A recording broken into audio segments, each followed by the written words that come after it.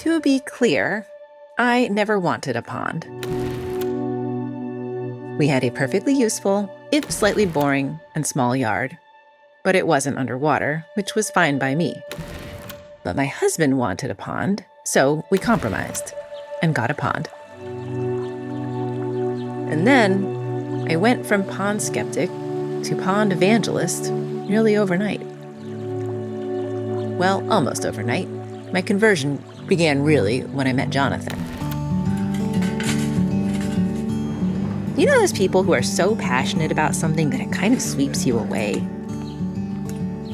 That's Jonathan. The way he talked about ponds did not resemble the stagnant, stinky puddles of my imaginings.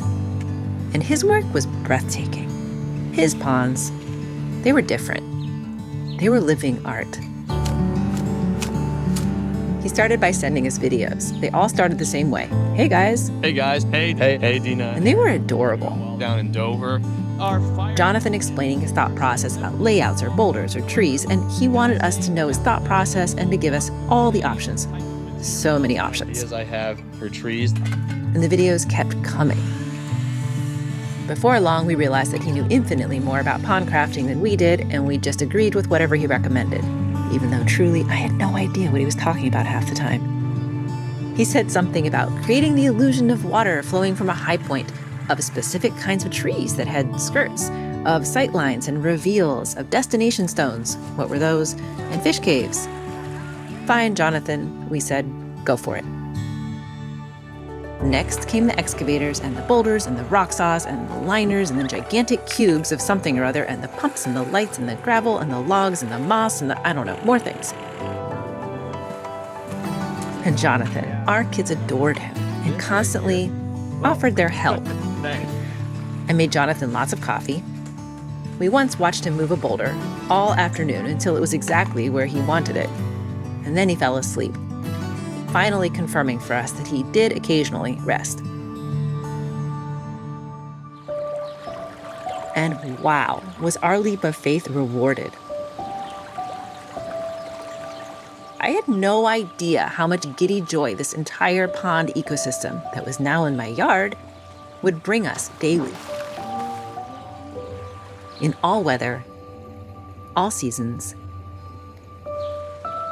And not just our family.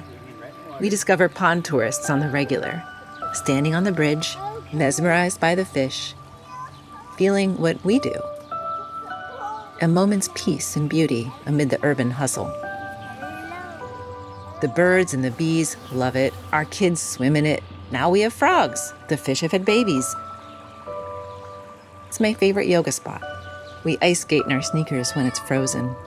We roast marshmallows by the fire and watch the stars sparkle in the water. Light dances everywhere when the sun is shining, all in what used to be a driveway.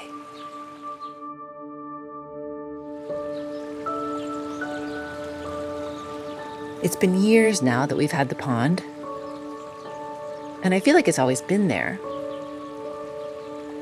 like it belongs there.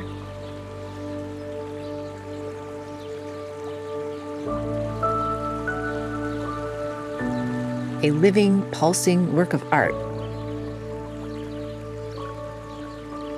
that enlivens everything and every being nearby. Looking back, I didn't know what we were saying yes to when we agreed to tear out our driveway, dig a massive hole, and fill it with plants and boulders and fish and water. But I am so grateful that we did. Because I feel like we said yes to a piece of paradise. And now I'm the crazy person telling everyone that they need a pond. Seriously, you need a pond. Maybe two.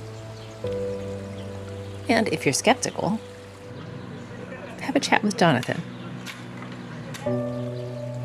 You can thank me later.